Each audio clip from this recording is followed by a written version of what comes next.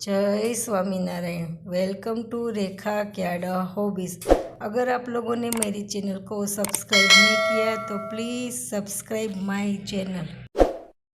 आज हम सभी आइसक्रीम में जो यूज़ होता है आइसक्रीम का बेस वो बनाएंगे।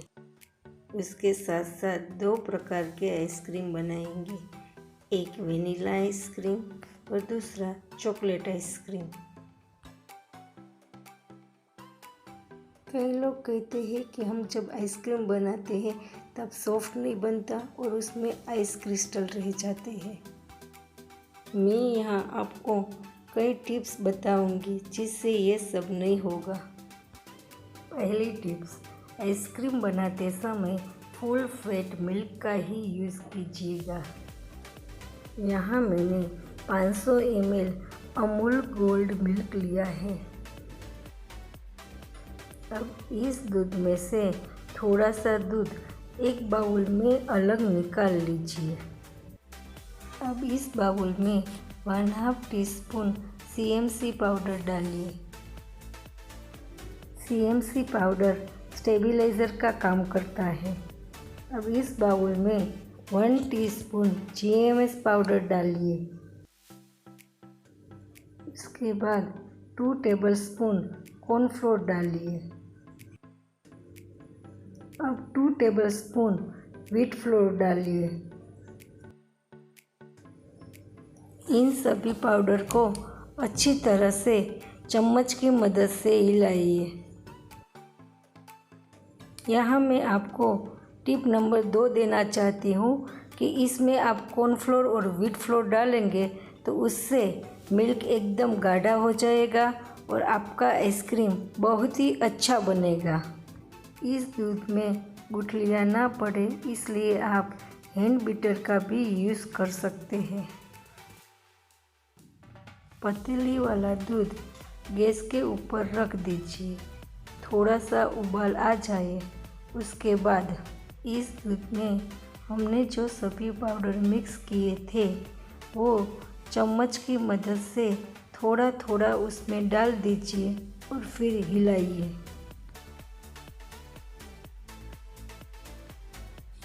जब तक दूध उबल रहा है मैं आपको कुछ बताना चाहती हूँ।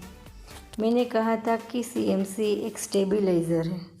स्टेबलाइज़र का मतलब ये है कि हमें जो आइस क्रिस्टल बनते हैं वो आइस क्रिस्टल को रोक देता है।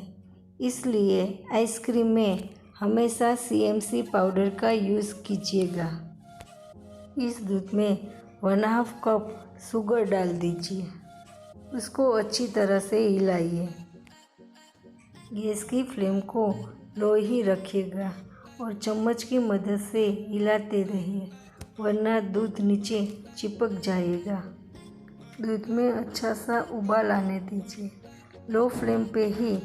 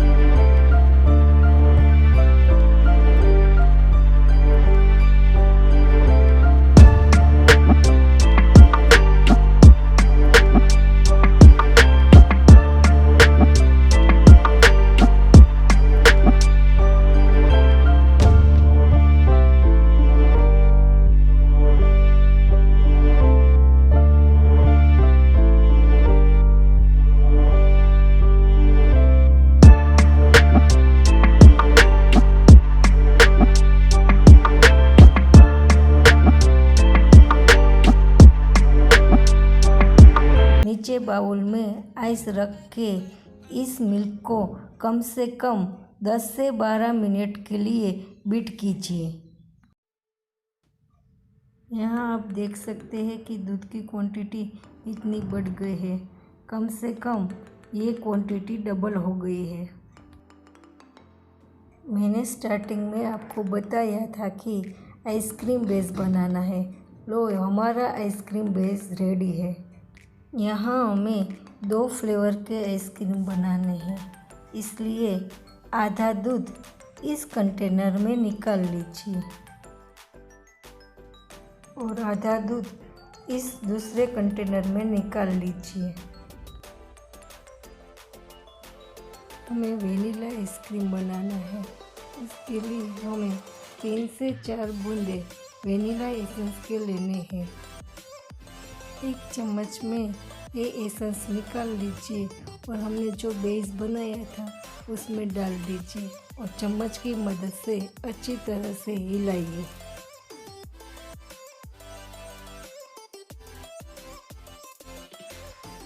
इस आइसक्रीम बेस के ऊपर टूटी फूटी डाल दीजिए। अब थोड़े से बादाम के पीस डाल दीजिए। अब काजू के थोड़े से पीसेस डाल दीजिए।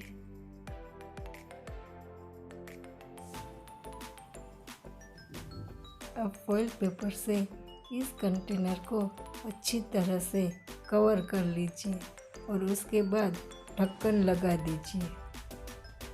अब हमें दूसरा आइसक्रीम जो बनाना है वो चॉकलेट फ्लेवर का बनाना है। चॉकलेट एसेंस के 3 से 4 बूंदे इस कंटेनर में डाल दीजिए। चम्मच की मदद से अच्छी तरह से मिक्स कीजिए। अगर किसी के पास फॉइल पेपर नहीं है तो सिंपल पॉलीथीन से भी इस कंटेनर को कवर कर सकते हैं। अब ढक्कन को भी लगा दीजिए। अब दोनों कंटेनर को 12 घंटे के लिए फ्रीज़र में रख दीजिए।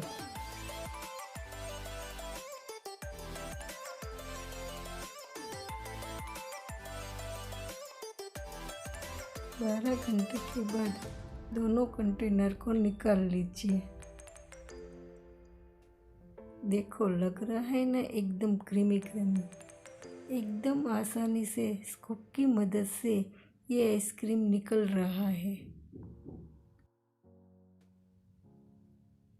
देखो, बिल्कुल भी आइस क्रिस्टल नहीं पड़े हैं इसमें। आइसक्रीम को सर्व करने के लिए एक कांच का कप लीजिए और उसमें 3 स्कूप आइसक्रीम डाल दीजिए। अब गार्निशिंग के लिए काजू, बादाम, टूटी फूटी डाल दीजिए।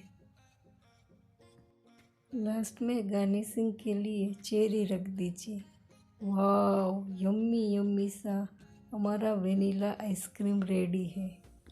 अब 12 घंटे के बाद ये दूसरे कंटेनर को फ्रीज़र में से निकाल लीजिए। देखो, इस आइसक्रीम का टेक्सचर बिल्कुल भी आइस क्रिस्टल नहीं पड़े हैं इसमें। इस आइसक्रीम को सर्व करने के लिए स्कूप की मदद से एक कांच के गिलास में 3 स्कूप निकाल लीजिए। डार्क चॉकलेट कंपाउंड को पीलर की मदद से छील लीजिए। इस चॉकलेट स्लाइस की मदद से आइसक्रीम को गार्निश कीजिए। इस आइसक्रीम को चेरी, बादाम और काजू की मदद से गार्निश कीजिए। हमारा यम्मी यम्मी चॉकलेटी आइसक्रीम रेडी है। मेरे चैनल को लाइक, शेयर और सब्सक्राइब करना मत भूलिएगा।